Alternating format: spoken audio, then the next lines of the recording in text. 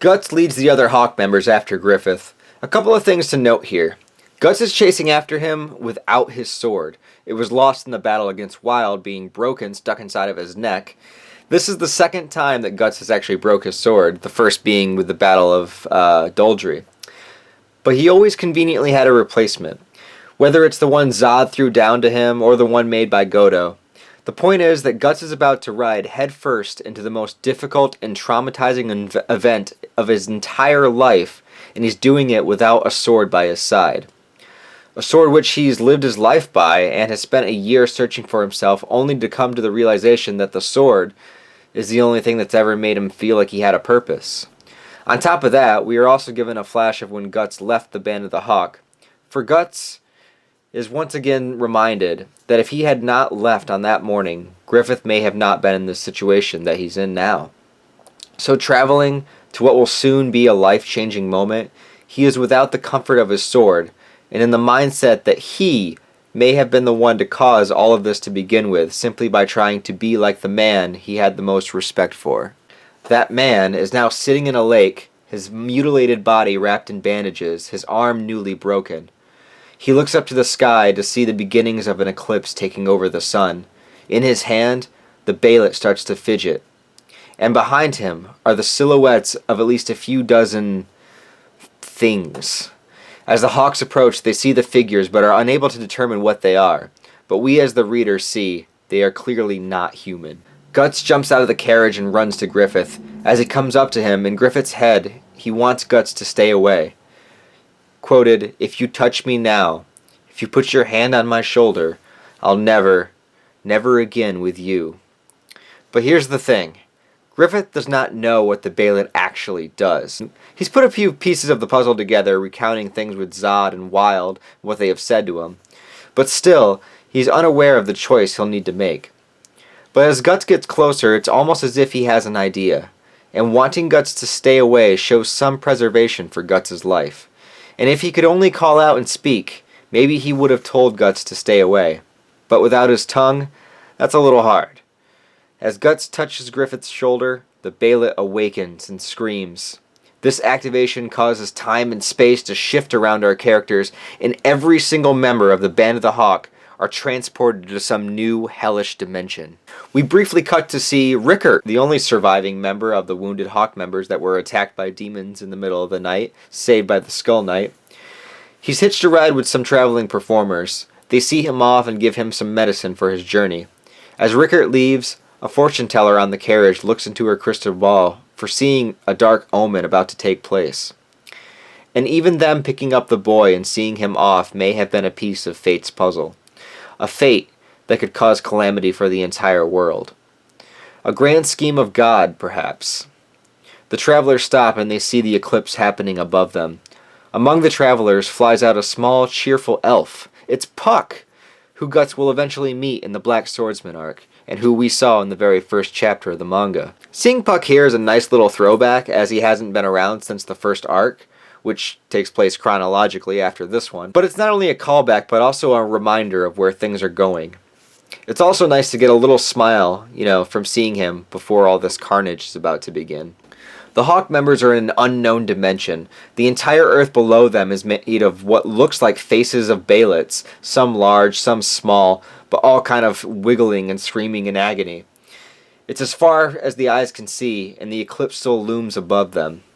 Casca takes charge, reminding them to keep their cool, and that it's no different than any other battle. As Guts lifts Griffith up, he sees the open Balet in Griffith's hand, knowing full well that Griffith did not have this before. The Hawk members then look around. They see that they are surrounded by those figures that were at the lake. They chant and mention that this is the nocturnal festival that happens once every 216 years. Now that's a long time, but in the timeline of angels and demons, maybe not so much. As my theory from before, I wonder if the fifth Godhand member is constantly replaced. Perhaps the Skull Knight was one before. That's just my little theory. But there's no time to think about much. One face rises from the ground, and it is gigantic. Also female and naked. Some evil titties are about. She stands elegantly to her feet and then sprouts wings and Medusa-like hair. We will recognize her from the Black Swordsman arc. and there the names of these beings were not given. They will soon have names in the manga, but I will name them now. Miura named each of them after various novels. This one is Slan. Slan is a science fiction novel written by E. van Vogt.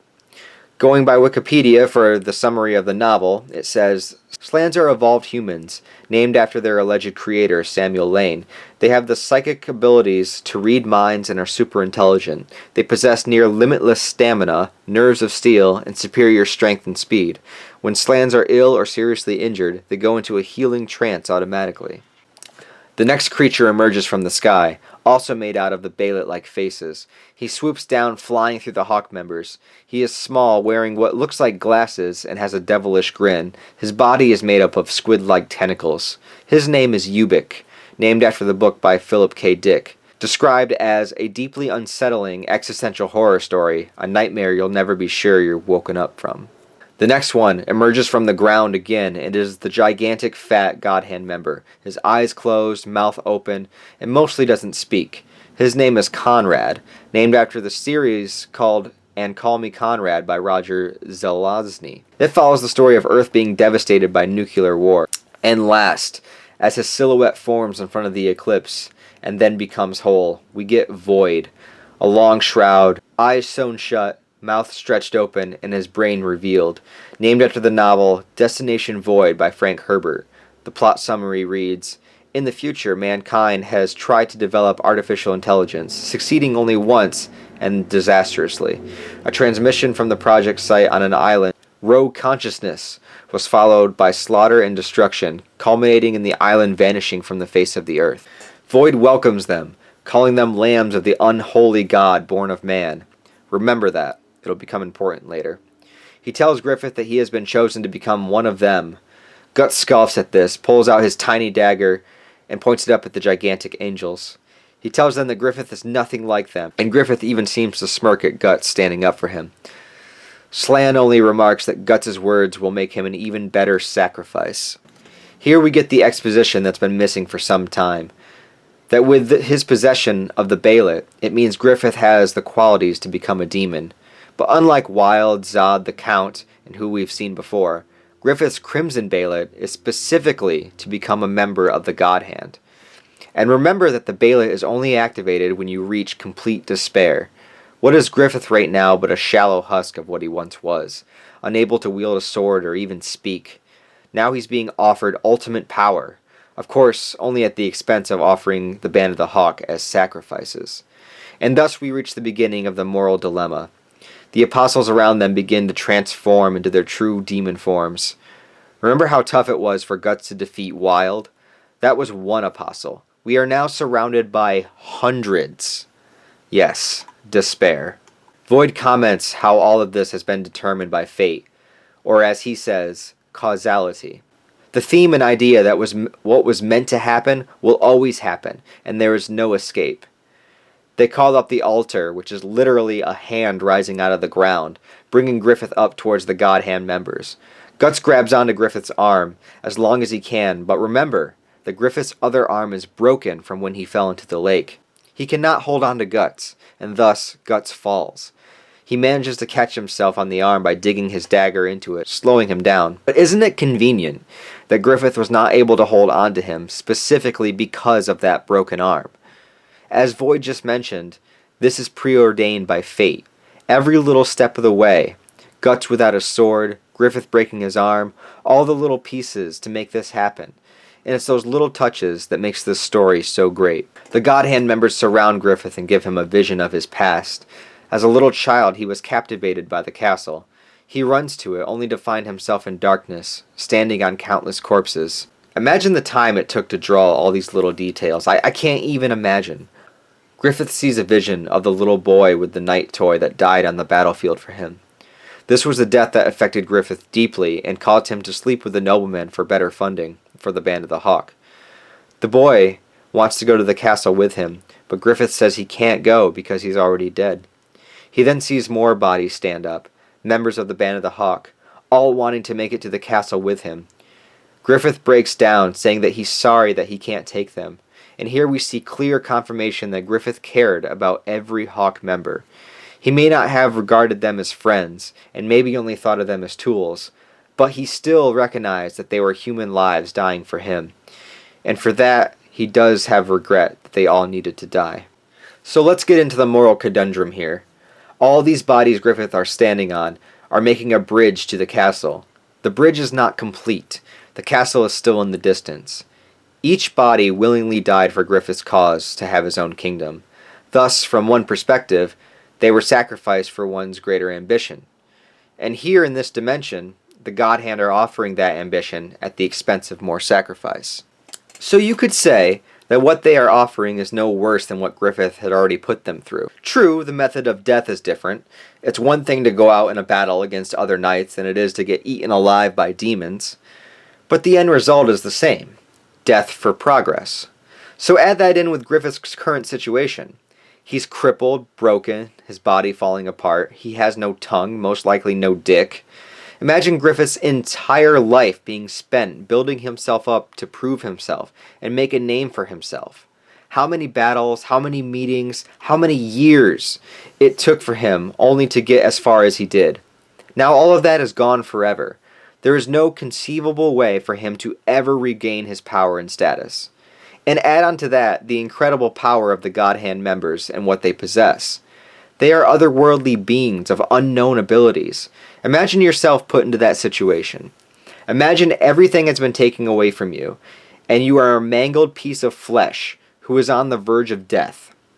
Now someone is offering you that not only will you be healed, but you will have absolute power to achieve your dream. Just, you have to sacrifice something you love and care about.